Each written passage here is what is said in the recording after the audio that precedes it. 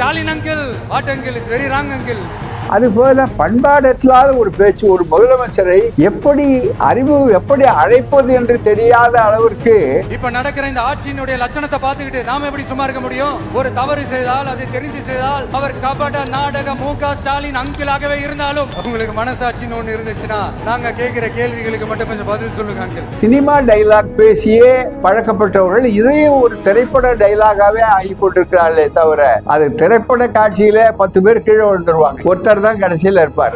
அது திரைப்பட காட்சி, அது திரைப்படத்துல நல்லா இருக்கலாம். அது கூட இப்ப சண்டை காட்சிகள் நிறைய வர்ற படமெல்லாம் ஓடலன்னு சொல்றாங்க. நான் சினிமா பாக்குறது இல்லை, அதனால அது தெரியல. ரொம்ப விளம்பரப்படுத்தி இப்ப அவர்களுக்குள்ளேயே ஒரு பெரிய ஆராய்ச்சி பண்ணிட்டு இருக்காரு அந்த நடிகர் புதுசா வர்றவர்.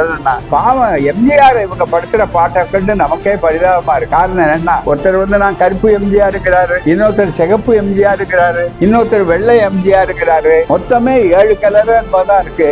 ஆனா எல்லா கலரையும் தாண்டி எத்தனை எம்ஜிஆர் சொல்லக்கூடிய அளவில் வரும்போதே என்னன்னா, இவர்களுக்கெல்லாம் எம்ஜிஆர் வச்சது திராவிடம் அப்படியேனாலும் இவர்களுக்கு வேற தாண்ட முடியல. ஆகவே நான் சொந்தமான சரக்கு என்ன, உங்கள் கொள்கை என்ன? இதுவரையில புதுதாக வந்தவர், என்னுடைய கொள்கை இது, என்னை நீங்கள் ஆட்சிக்கு அனுப்பினால் இன்னென்ன கொள்கைகளை செய்வேன், அந்த கொள்கைகள் இவ்வளவு சிறப்பாக இருக்கும், அது உங்களுக்கு பயன்படும் என்று அவர்கள் சொல்லி இருக்கார்கள்.